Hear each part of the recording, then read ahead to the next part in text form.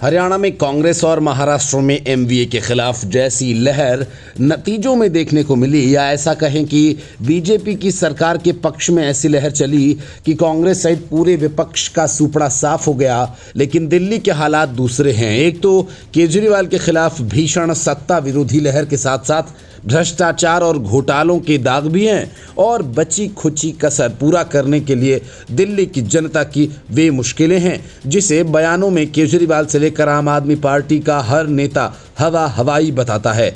लेकिन जमीन की हकीकत कुछ दूसरी है। यही वजह है कि पिछले कुछ महीने में आधा दर्जन से अधिक विधायक और 2 मंत्री इस्तीफा देकर चले गए, और हर दूसरे दिन किसी न किसी के बगावत की खबर आती जा रही है।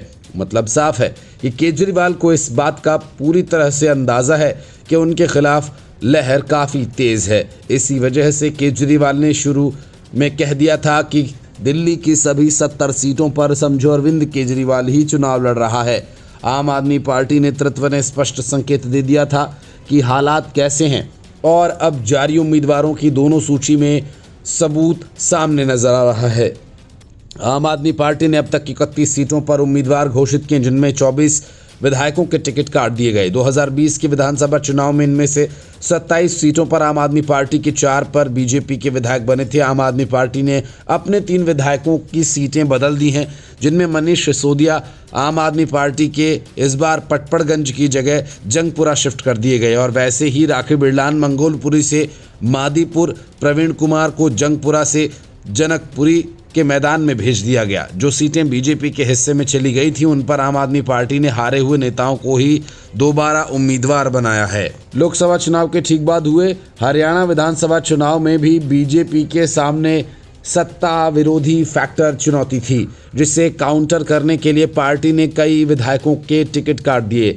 ऐसे नेताओं में मंत्री शामिल थे, और कई तो कैमरे पर रोते हुए भी पाए गए। हरियाणा की जीत से बीजेपी का जोश बढ़ता ज़रूर था, लेकिन शुरू में काफ़ी डरी हुई थी, और डरने की वजह भी थी। लोकसभा चुनाव में न तो बीजेपी और न ही सहयोगी दलों में से किसी का प्रदर्शन संतोषजनक था, जिसके लिए बीजेपी को सहयोगी से सीटों की अदला बदली और अन्य उपाय करने पड़े थे। अब वैसी ही मुश्किल अरविंद केजरीवाल के सामने दिल्ली में खड़ी हो गई है। हरियाणा और महाराष्ट्र में बीजेपी के मुकाबले आम आदमी पार्टी की चुनौती ज़्यादा बड़ी है, क्योंकि केजरीवाल सहित बड़े नेता भ्रष्टाचार के आरोप में जेल जा चुके हैं, और इस कारण चुनावी तैयारियों के लिए समय काफ़ी कम मिला है।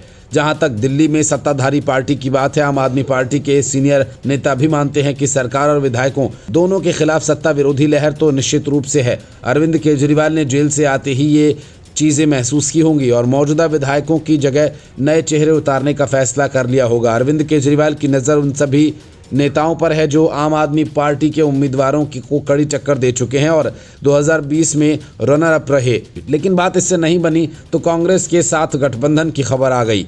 हालांकि अरविंद केजरीवाल ने सोशल साइट एक्स पर लिखा है कि आम आदमी पार्टी दिल्ली में अपने बूते चुनाव लड़ेगी। कांग्रेस के साथ गठबंधन की कोई संभावना नहीं है, और जब तक कोई और खबर नहीं आती तब तक तो यही फाइनल माना जाएगा, और हो सकता है कि ये सब भी अरविंद केजरीवाल की रणनीति का कोई हिस्सा हो। Bureau report, news of India.